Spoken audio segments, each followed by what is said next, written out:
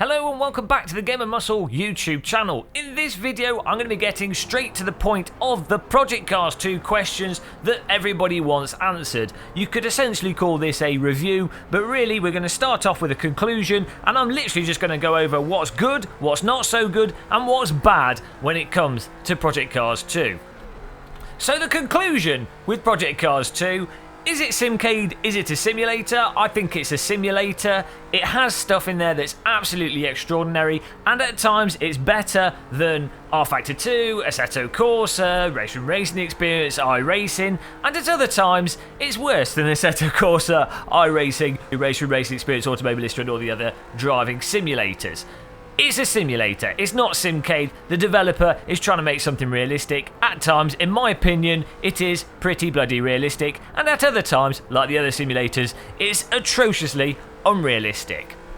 The main thing though, with the cars that I think are good in Project Cars 2, and bear in mind I've not driven any race cars so I could be talking complete nonsense, but with the cars that I think are good, they tick those boxes in that they have controllable slip, you can drive them over the limit, you can drive them on and over the limit in a useful way, the force feedback communicates what the car's doing, what the tyre's doing, and what's going on for you to then respond to it, and you can just have an absolutely fantastic time pushing the vehicles around the track, and even better than that, you get to do that in the day, in the night, in the sun, in the dark, in the rain, in the snow. You can experience the vehicles in ways that you just can't experience vehicles in any other simulator. It is possibly the most versatile game and driving simulator that's ever been released.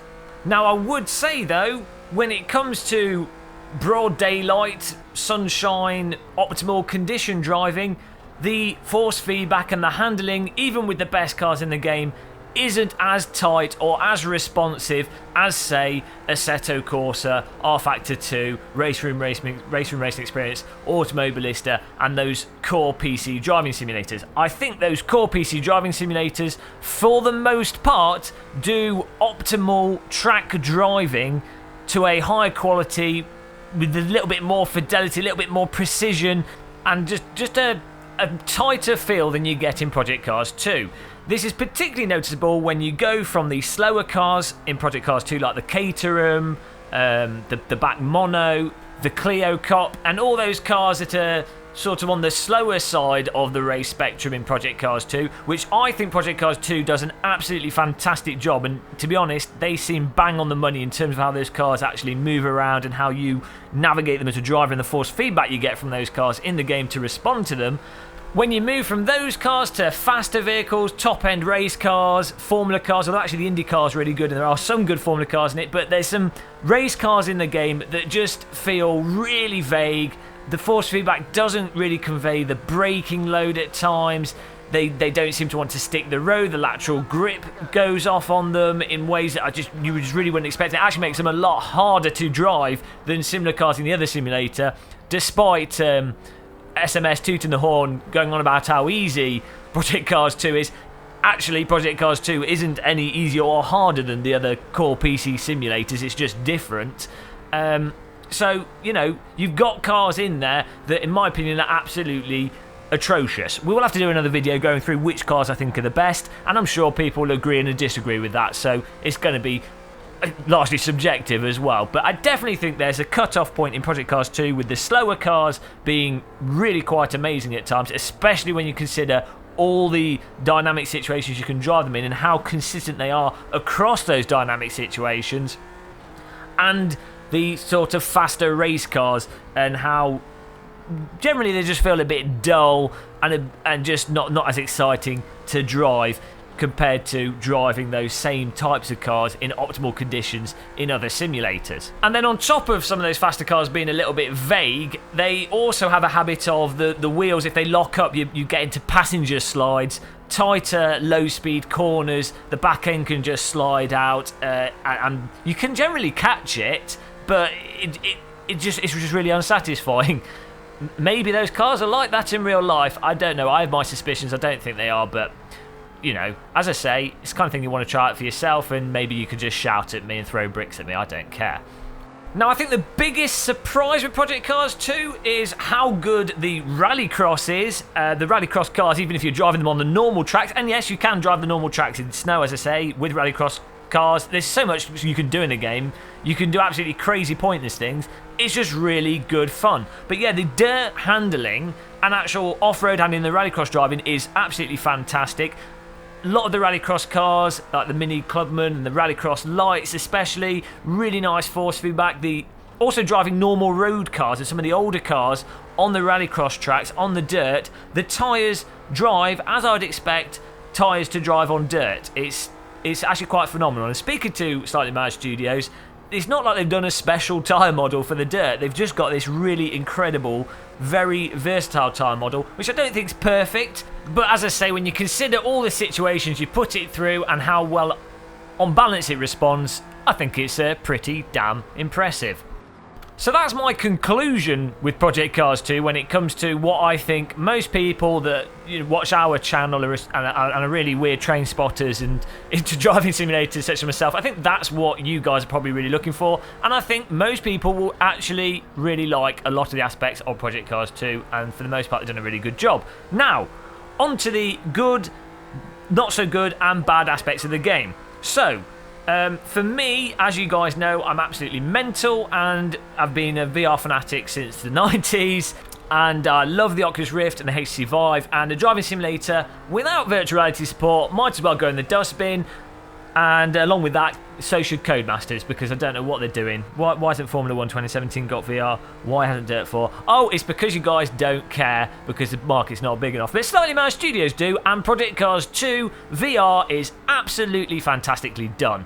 You've got menu options for the super sampling, the graphics settings in the game, like AA and stuff work really nicely, so you get a really nice image on your VR headsets. The game runs better in VR than Project Cars 1. It seems to have...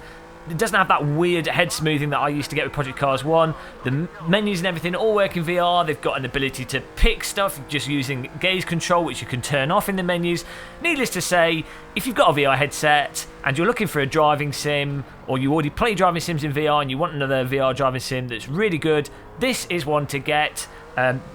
Personally, Project Cars 2, Assetto Corsa, at the moment, are probably the best driving simulators when it comes to VR driving and just enjoying feeling like you're sat inside a car. Oh, also iRacing does a good job with the VR. Sorry iRacing, I forgot about you for a minute there, but given how much you've destroyed my bank account, I shouldn't really talk about you. Now, other aspects of the VR, as I say, the performance in terms of it works properly in VR, and the scale and all that stuff is all spot on. Graphics look fantastic in VR, actually looking extraordinary in VR.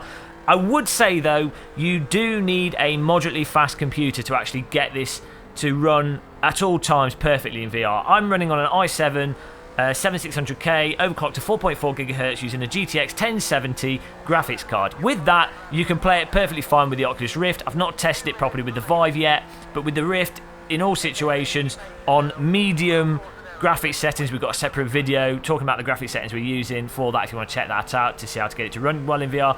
But yes, with that spec system, it will run nicely in VR. But I would say, if you've got a 1080, you'll be able to pump everything up, you'll be able to use more super sampling, and it'll look even nicer. All in all, the VR is absolutely fantastic with Project Cars 2, and I'm really happy with how well it works in VR. Now, that's a good point. Let's do a bad point. The AI in Project Cars 2, at times they can work well, but a lot of the time they're all over the place, and it really does, again, depend on the class of car and the tracks that you're running them on, and there's no way to know until you actually drive that track with that car combo what difficulty you should put them on. You can't just put the AI, for example, on 60 or 80 and be like, okay, that'll provide a good challenge and the AI will adjust themselves. No, it's a complete shot in the dark, which in many ways destroys a lot of the enjoyment you can get from the single player, because you'll have the AI on one setting and you absolutely dominate them, so you increase it and then you get destroyed by them, and then you're like, well, where do I actually stand? What's the actual challenge? And given that you can also change the AI difficulty on the fly between every single event in the single player, it means that the single player is essentially just a conveniently laid out way to do pre-constructed races with some arbitrary medal at the end, which if you couldn't get the medal through doing it on hard, you could just put everything to easy and breeze through it and get all the medals anyway. So yes, the AI I think is probably one of the worst parts of Project Cars 2 in many ways. They don't ram into you a lot of the time. They're not ludicrous in terms of being irritating to drive against. They seem better than Project Cars 1 AI. It's more just the difficulty values, and they're nowhere near as good as the AI in Assetto Corsa for the most part, or Race Room Racing Experience, or Automobilista, or R-Factor 2 when you set R-Factor 2 up properly. Actually, I lied a little bit there. When we were testing Project Cars 2 online, and I have noticed it's sometimes a single player, especially with faster cars, if you brake too soon, they will actually just ram into the back of you. But it totally varies from car to car. Sometimes you'll have a race with AI, it's totally fine. Other times they just murder you. So it's really, it's just so variable, and it just really makes it quite frustrating. Which follows on to our next bad point about the game, and I kind of alluded to this with the AI, is this single player. The structure's nice there, and the amount of content is incredible. The amount of tracks, the amount of cars, and the way that you can bunch cars together. But going through the single player structured thing they've got, where you choose which race series you want to get into, you can get enjoyment from it, but because of the AI settings and just because of how sort of underwhelming it is, it doesn't feel like a defined challenge. It really doesn't feel like a driver's career. It feels like a designer has been tasked with making a UI appear as if there's a proper single player there when that actually isn't.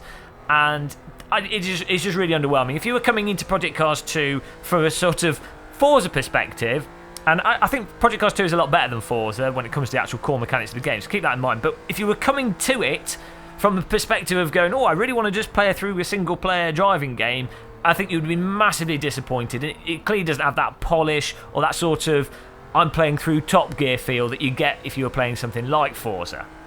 So really, that's pretty much the difference between Project Cars 2 and something like Forza. It's a shame. I was hoping Project Cars 2 would have a more sort of cinematic, a more, not necessarily story driven, but you know what I mean, a nice fleshed out single player that was really satisfying to complete on different difficulty settings and just to get through. Now, another good aspect, and this is still single player essentially, it's just not that structured single player, but the way you can just create an event with a bunch of AI and, set the difficulty up. It'll remember all your settings. You've got presets there, so if you want to do a certain class, go-kart, Rallycross, LMP, Ginetta, Junior race series, all the race series it's got, and as I say, it's got all the different cars for a lot of those race series, that's like GT3, GT1. Absolutely fantastic. You can click on a button, it will set all the rules up, and you can just jump in and then drive as if you were taking part in that race series with the car you want, the track that you want, the weather settings that you want, all the stuff there. Get in and start driving. And to be honest, that is a way better and way more enjoyable way to play the game than to actually try and go through their structured single player. And say, for example, you're a motorsports fan or just a casual motorsports fan that watches driving on TV. Out of all the simulators and all the driving games out there, the chances are Project Cars 2 will have the cars from this series that you happen to be watching on TV at any point in time. Maybe Race Room probably does as well, but that's about it. Project Cars 2 and Race Room. But the point is, you could be watching your race on TV and they're racing at Snetterton in the Clio Cup or whatever, and the weather goes from sunny to rainy mid-race, and you would be like, that was a fun race to watch on TV. I wonder what it would be like to do that myself. You could load up Project Cars 2, you could choose the race series, you could pick your car, and you could set the weather, and you could get that all set up within literally under 5 minutes and be in driving, and it will actually match up pretty well with what's going on or what happened in reality. That, to me, is pretty damn bloody extraordinary and way more impressive than the other aspect of the single player, and way more enjoyable, because if you load it up and you find the AI are completely trash or too good or something funky, you could just quit back out quickly, change the AI slider, jump back in, and away you go. Now, another good aspect with Project Cars 2, I haven't managed to test this too much, but it seems pretty decent from how it is so far, is the multiplayer in the sense of doing a multiplayer game with your friends and also having AI. So what I was saying about the previous stuff with the AI being really nice for this, set up a race with whatever car and series you want, you could do that with your friend, and you can just basically create a room inside the game itself. It's peer-to-peer servers, it's not dedicated servers, which has its downsides, but the big positive is you can really easily just create a room, invite your friend in, and on the PC side you can just invite them through Steam. On console, I assume you'll just be able to do it through the console friends list. Set up the track and everything, have the AI in there, and drive with your friend against the AI. Do a qualifying session, try to out-qualify the AI, try to out-qualify your friend, and then do a race alongside your friend and see who can win and what happens. The point is, it's really simple and really easy to just get something pretty decent and get some good quality racing there without too much fuss. I think that's absolutely fantastic, and it's something that's lacking from a lot of the PC simulators because they tend to use the dedicated server hosting, which sure is probably better for more serious league racing, and it has its own advantages, but for something where it's just jump in and play, the Project Cars 2 system's really nice. Now, unfortunately, I haven't had a chance to test the ranking aspect of Project Cars 2 because there's only like 4 people with media copies that are actually testing the game properly and testing the multiplayer properly, because, if you review stuff, why would you test it properly if you're a big company when you could just pump out a review with no effort and just say completely vague stuff off a list provided to you by a publisher? So we haven't tested that properly because there's not enough people to test it, but I think if you can do that, you can make it a public lobby, and you can then also block people that are crap or going to be crashers and only allow high-ranking people in. I think there's a really good chance that in general the multiplayer in Project Cars 2 will actually be very entertaining, and at worst it will just be very convenient. Now, another negative with Project Cars 2, I think it does suffer from what the other simulators generally suffer from, in that you will have to do some hunting and digging and some spelunking to get the golden nuggets out of Project Cars 2. It's very possible you could load into it and do 2 or 3 hours of driving and think, oh, this is bloody garbage. For example, the default camera settings actually are pretty rubbish, in that the camera movements make everything feel super vague, even with cars that are actually quite tight. So you have to adjust those camera settings. As I said before, there's some cars in the game that to me just feel totally pants. So you have to kind of avoid them. You have to find the cars that are either maybe objectively good but also actually enjoyable to you. And then you'll also find that you have to fiddle with the force feedback values. Now, the force feedback values aren't as complicated to fiddle with compared to Project Cars 1. There's only a couple of sliders, but you will still find, going from car to car, that you will want to change the force feedback. And personally, I've still not got to the point where I feel like I've found the absolute optimum force feedback feel, and I'm constantly fiddling with the force feedback sliders. So it's a negative, and it probably just comes from the sheer complexity and scale of Project Cars 2. And this is not just limited to driving simulators. It's a problem with all driving simulators, but you also find it with flight simulators and any game that's really just got a lot of complexity and a lot of user options. You will have to really dig for the gold with this, and when you find the gold, it's absolutely incredible, but you're gonna end up with broken fingernails. You're gonna have the ceiling cave in on you, and you're gonna wish that you weren't alive at times. So it's a game. It's a bipolar game. If you've watched my streams, you'll know this is the case, because sometimes I'll be really excited playing this, and other times I'll be smashing my face into the steering wheel wondering what I'm spending my life doing.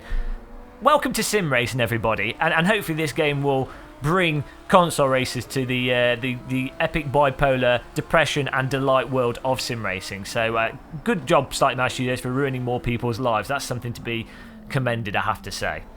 Another good point, graphics. I've left this till this far in the video, but the game looks nice.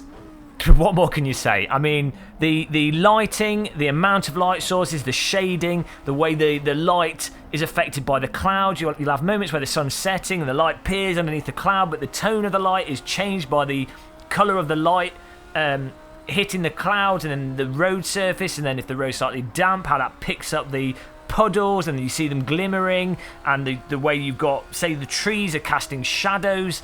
and then your headlights, because it's the dusk and it's cloudy, and you've got your headlights interfacing with those shadows and picking up the curbing and the specularity of the curbing on certain tracks, and the sausages. It's all about the sausages. Caress them sausages. But the sausages at the side of the track being picked up by your headlights as you go past in the dusk, or you're doing a longer race with a more sort of endurance spec car, and you're really focusing and you can't necessarily see the brake points perfectly clear, or you know, the weather's changed, it's just started raining, you've got raindrops in your windscreen and it's moving around, and it's good.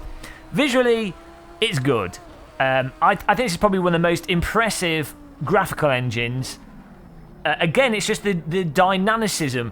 I don't know if that's a real word, but we could start using it. It's probably one of those, it'll be used as one of those marketing terms in no time at all. But it's just the sheer range of the lighting colours, the light sources, and the weather and how that affects everything. The actual core textures are really nice as well. Most of the track environments are really nice. I think some of the tracks look better than others. Some of them are supposed to be laser scanned when I don't necessarily think they come across as laser scanned tracks, but a lot of the UK tracks in particular look absolutely fantastic and have that really high crisp fidelity laser scan appearance to them. The actual track objects look really nice. The spectators are nice. You've got a nice 3D spectator that stands with nice animations, doing different stuff, so it feels very alive in the environments. You know, visually it's just absolutely fantastic. You would have to be deficient in some way not to appreciate how nice Project Cars 2 looks. But that's way too much positivity, guys, and I haven't even had a tea yet. Oh, you know what, I'm going to be positive again. We'll have to be positive again. So, the sound. Oh, we could be this is a mixed one. The sound, some cars sound atrocious, but for the most part, the sound's actually really nice. Maybe it's a bit more on the sort of over-the-top sound spectrum, but when you're playing in VR, you move your head, the actual 3D positioning of the sound is really nice. Most of the cars have really nice grunty engines, really nice details in terms of the sort of transmission whine, the turbos, little subtle sound details, really nicely mixed, really nice echoes, really nice sound volume options as well, so you can change your opponent volume and get everything set up so you can hear stuff like your tyres skidding and scrubbing relative to everything else. You can set it up in a way that's artificial but gives you more information, or you can have it in a way that sounds closer to what it's like being sat in a real world car, or sat in a real world car wearing a helmet. And if you use the helmet cam, it actually distorts the sound more as if you're wearing a helmet, though I wouldn't use the helmet cam. It makes no sense if you're playing in VR, but you know, the option's there, and I think the sound for the most part is really nicely done. Seeing as we're on the subject of sound, where I think, as I say, it is a little bit disappointing at times. I think the skid sounds could be a little bit more detailed. Sometimes you get the tyre scrub sound is a bit abrupt, and you'll sort of hear a tyre just apparently lock up when it's obviously not locking up. The skidding sound can be a bit pervasive at times. It's probably not the nicest of skidding sounds. This just sounds really weird to be that obsessed with skidding sounds, but I find in driving simulators, you will hear the skidding sound a lot when you're actually pushing a car, so it's important, and I think it's not as nicely done as in Race Room Racing Experience, for example, where you've got a very nice transition in the skidding sound between slight scrub, outright skid, and other details. But you do get variation in Project Cars 2 to let you know from the tyre sound what's going on with the vehicle, and you can drive with the tyre sound informing you how to approach the vehicle, and if you're over driving or if you're understeering and stuff. So it's fine. It's not annoying like Forza tyre skid sound, which just makes me want to put my face in a microwave, and it's not as annoying and pervasive as the tyre skid sound in Gran Turismo, but not as good as the tyre skid sound in Racing Experience. What a ridiculous thing to be talking about. Tyre skid sounds. You go and watch a real world race, you will notice the tyre skid sounds. Bloody hell, it's bushes, grass, and tyre skid sounds. That's going to be on my gravestone. Bushes, grass, tyre skid sounds, and I could be buried in a sim rig and people be really, really confused in 1,000 years' time. Okay, so that wasn't really a negative, but here's a negative. Let's get a negative out the backpack and throw it on the table and dance around it. There are bugs in Project Cars 2. Maybe some of them be sorted out with a day one patch. I hope so. One bug that's quite irritating, extraordinarily irritating, is when you do quali, if you skip to the end of the session, the AI suddenly down a ton of Monster energy drink and become 3 or 4 seconds faster, putting you at the back of the grid. So say you get, you've done 20 minutes of quali and you've really got up to the top, you're in second, and you're like, oh, I'm done now, I can't improve that, and you skip. In the last second, the AI are godlike. That should be an easy fix, I would have thought, but that's a bug there. I've also noticed some of the cars miss-shift randomly, so they skip gears. I'm not sure what's going on there. And also, some of the cars, I think the turbo, how the turbo spools up, and when you go into certain gears, it goes to maximum turbo. When you downshift, the RPM seems a bit wrong, and the RPM through the back of the tyres and how the tyres spin up sometimes seems a bit off with certain cars. I'm not 100% sure how much of that is me maybe not knowing something with certain cars, but it's not something I've noticed in any other driving simulators or watching motorsport on TV. And so I think there are some underlying bugs there with certain vehicles, and maybe just because there's so many cars in this game, they haven't maybe had enough time with all of them to get them all as polished. There does seem to be quite a variation between certain cars that seem super polished and some cars that just seem a bit meh. In terms of the actual game performance though, I haven't had any crashes, even in the press build of the game, and obviously we've been playing a more recent review build, which should be the same as the launch build. No crashes, seems really stable. Some tracks do have the occasional graphical bug. In virtual reality, sometimes you get this sudden flicker and flash on certain tracks. It's literally a fraction of a second, so it's not something that ruins the game, but I think that's something they'll fix out. And on some graphical settings, you sometimes notice seams on the track surface, where it's almost as if there's a gap in the mesh on the track surface, or there's a part of the mesh is picking up light, or you can see through the track surface. That seems to really depend on graphical settings though, because it's not there all the time, and it's only when I've been fiddling around with settings. It might also be something that only appears if you change settings and don't restart the game. But yeah, for the most part, compared to Project Cars 1, this is ridiculously polished. I would say it's not as polished as, say, Assetto Corsa or Race Room or those established PC sims, but obviously they've been out for 250,000 years now. I get the impression, it launches when it launches tonight, if you're watching this video after I've uploaded it, but there'll be a day one patch, and I'm sure other stuff will get ironed out. It's a ridiculously complicated piece of software, as are the other simulators. They always take a good month, 2 months to actually get to their sort of mature cheese stage. And even with the arcade games that Codemasters do, like the Formula 1 games, they always it takes like 6 months with them to actually get finally polished out. So I'm not disappointed with it, with any of the bugs that are in there. They're kind of stuff you can just work yourself around. You can meander around them for now, and hopefully they will get fixed. Now, the ultimate question: who will really enjoy Project Cars 2? Who is it really for? I think the people that would really benefit from going out and just buying it straight away are people that really like slower race cars, like I said, Caterham, back mono, or the specific cars that happen to be good in Project Cars 2. Outside of that, the people that want to just do night racing, different types of racing, want to experience the different tracks that are in Project Cars 2 that just aren't in any other simulator, people that want to do the sort of Rallycross or huge variation of realistic driving and in the different weather. And then I think if you've got, say, 1 or 2 friends and you just want to do racing with AI in something that's easy to set up, say you've got like an hour in an evening or 2 hours, you want to jump into a simulator and just play something and have a good time, I think you'll really enjoy Project Cars 2. And if you've got a VR headset, even more so. On the console side, I haven't played or tested the console version, so I don't know in terms of performance, but assuming the console version is vaguely similar to the PC version, again, on the console you've literally got Assetto Corsa, and that's it in terms of driving simulators. So if you're looking for a realistic driving simulator and you've only got a games console, I'd just go out and get this because it's your only option. Pick up this and Assetto Corsa. I would say you probably need a steering wheel to really enjoy it, but that's the price of a more realistic game. Though I've tested it with a gamepad and you can play it with a gamepad. It's obviously not what, you don't drive real cars with a gamepad. It's an option, but it's not ideal. For us really sad Train Spotter sim fans, I think, this is another one just to add to the collection. You're probably going to still prefer the simulator that you spend the most amount of time playing. For me, I'm a Total AC fanboy. I love playing AC in VR. You know, that's just it tickles my pickle. And I'm sure the same would apply for people that mostly play iRacing, mostly play Race Room, mostly play R-Factor 2. But this is a really nice addition to the deathly hobby of sim racing and brings some really nice new features to the table, and there's a lot to be really enjoyed. I think the most neutral and conservative advice would be for those on the fence to maybe wait 2 or so months after launch and have those little bugs polished out and just see how the multiplayer pans out with the ranking side of it, and then we'll have a really clear final picture. Of course, we will be covering the game as it changes, as it develops on the channel, as well as reviewing more specifically certain aspects of the features as they compare to the other driving simulators on the market. But there we go, weary traveller, you've reached the end of your journey and the end of this video. 30 minutes of your life has been taken up by a driving sim review.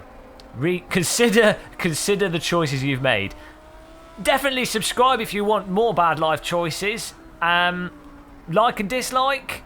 You can smash those sausages with more precision if you do subscribe, of course. We do loads of live streams. We've got tons of footage of Project Cars 2 on the YouTube channel. Check that out if you want to actually see all the different features we talked about in this video. But until the next one, everybody, thanks for watching.